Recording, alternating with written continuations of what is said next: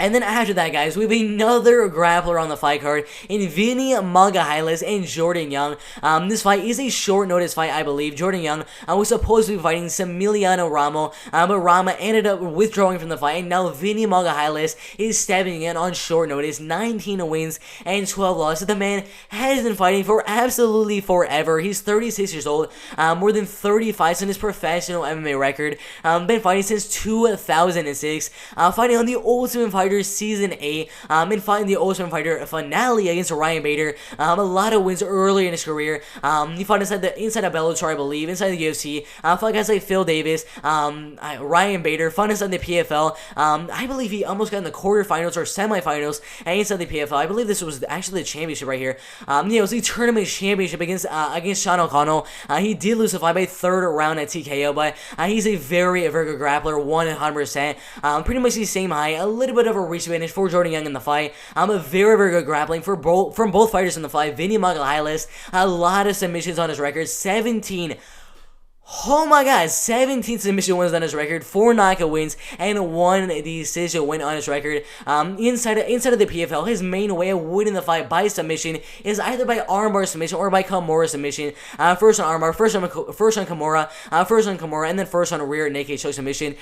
He's been doing really good at getting side control and getting that Kimura or setting up a nice armbar submission or something like that. Most of his submissions aren't really chokes, aren't really trying to break your leg. They're mainly he's trying to break your arms, something like that. Getting a Kimura or a armbar submission win. Jordan Young, a lot of rear naked choke submissions on his record so far. A lot of triangle choke submissions as well.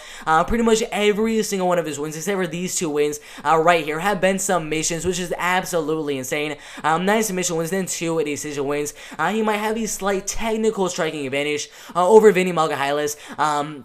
As he will have the height and reach advantage, but Vinny Magalhães will have the power advantage in the striking game right here. Let's see if we can go down to here right here. Vinny Magalhães, he is very experienced, fighting since 2006. That is insane. I was born in 2006. That is just absolutely insane. Once he gets you down, his first move to get you in side control and get a Kimura or get an armbar submission or just control you there and wait till he finds the opportunity to actually get the submission. He is definitely a finisher. Only 2 fights in his professional MMA career going all the way, which is absolutely insane. A really good leg kicks as well.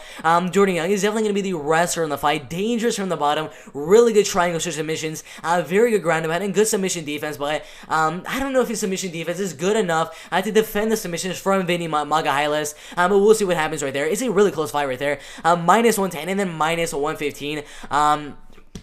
Sorry, he also has very good leg kicks and pretty good kickboxing as well. I think he's going to have the technical striking advantage, but again, as I said at the beginning of the video, Vinny Magalhães will have the power advantage in the striking game.